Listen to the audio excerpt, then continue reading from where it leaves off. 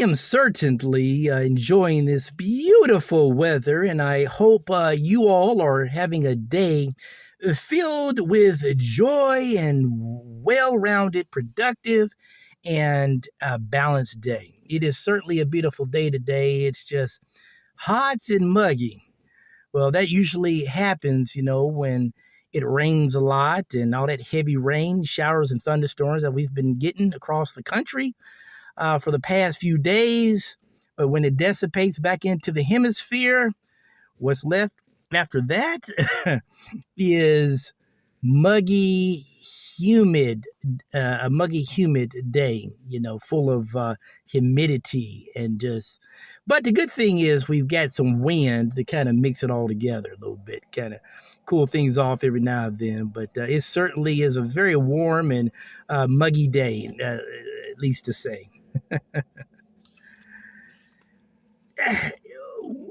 What is faith? I hear so much about faith, especially in the religious institutions. I hear a lot about faith, and I grew up in the church where we were told that we must have faith, that this is real. Jesus Christ, Mary and Joseph and Moses, have faith in these biblical icons. And I was raised to believe that mythology is real. It's a fact, and I was told to find scriptures, in order to support that narrow-minded view. Now, anybody can believe what they want, This video is not about persuading people to believe things of a religious nature, or you have the right to believe what you want, But this is for educational, informational purposes. And so I want to talk a little bit about faith. What is it? What is it exactly? And what motivates the brain to trigger a mechanism into believing faith? What causes us to believe faith, especially without proof? So is there a hidden metaphysical or intellectual meaning to the terminology faith? According to an Oxford language terminology of a definition of faith, it defines the word as a complete confidence in someone or something without proof. Faith can also mean an anticipation, an expectation, or a prediction that something good or bad may happen without any hard evidence to the claim. Also, science and faith are opposed one to another on many issues. However, in some cases, science does require some faith when it comes to expectations and hypotheticals. Again, a determination of faith, according to an Oxford language terminology, is confidence in someone or something without evidence, logic, nor mathematics. So when you have faith in something, you believe in something. The question is, what makes you believe in something that you have no proof of? In addition, faith-based believers, they predict, they anticipate world events and climate rotations and formations as a justification that indirectly supports their theoretical ideology. What's more is that the human brain has an idiosyncratic or unique way of interpreting faith. It's extraordinary. You see, both the amygdala and the hippocampus region of the brain, what it does is it networks together in the operation, in the formation of faith or belief process. I'm looking around, such a beautiful day today, clouds, and looks like it may start up raining again. I guess we need the rain now because of humidity. But I want to say, according to nature.com, when the brain constructs a belief, it will support that idea of faith with reinforcing that belief with evidence while blinding itself to anything contrary. Repetitious thought, reinforcing the repetitious thought day after day after day. The brain will formulate those thoughts into the storage memory department of the brain.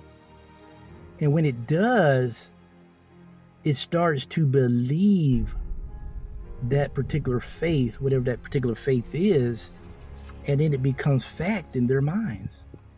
Repetition or repetitive speech on a subject accompanying a visual and auditory imagery has a powerful impact on how the brain interprets faith. If we are not careful about a belief or faith, our brain will signal an illusion or impression of reality that will lead to confusion, deception, delusion, and fantasy. We have to protect our brains about what we believe and how we believe when it comes to faith. It's important to note repetitious words reinforced in a religious, political, or other related settings is a powerful tool to persuade someone to believe or have faith in something. You know, it's okay to fantasize. It's okay to believe in something, have faith in something. There's nothing wrong with that. But, however, we got to be careful where our faith leads us toward. Sometimes faith can lead us toward a very destructive road that we don't want to be on. Faith is usually a belief without proof. Also, the brain can reinforce faith through evidence. It can do that with evidence that supports that faith, even when evidence can and often does point to another direction. So we believe something, we have faith in something, but our faith and our belief is in a small little box compared to the big picture. So can our faith be true depending on what the circumstances are?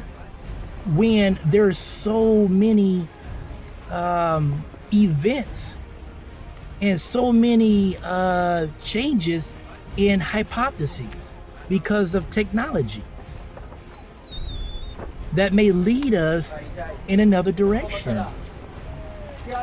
Conclusively, deep space is so vast in both depth, height, and width.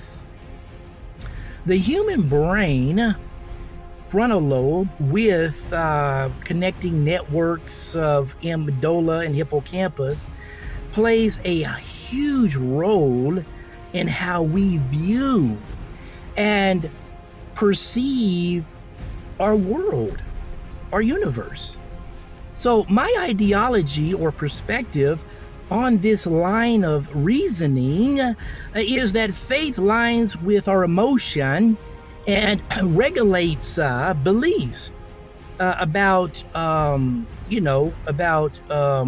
what you see, what you envision, what you put in your mind. A visual resolution, it's like a visual resolution lens. You perceive the things around you, and then you formulate it into your storage memory bank. And then if you believe on that, then it becomes true. That faith becomes true. But however, when you look into the vastness of space through visual resolution lens, it is endless. It's infinite. So what that means is that events change all the time in space. If you look at Genesis, it says the world was created in this day. The next day that was created, and so forth and so on. But then it contradicts itself when you read into it. It sounds like it's contradicting itself. Well, because over time, seasons and events change. It's not always the same. So that means people's faith changes over time. So the brain creates faith based on what we believe repetitiously, what is put into our heads. Science changes old beliefs in hypotheticals with new evidence because the universe is infinite. Faith and narrow-minded agenda does not support an extreme truth ideology. That is my perspective on the matter. But what do you think about the matter? Thanks for watching my YouTube channel.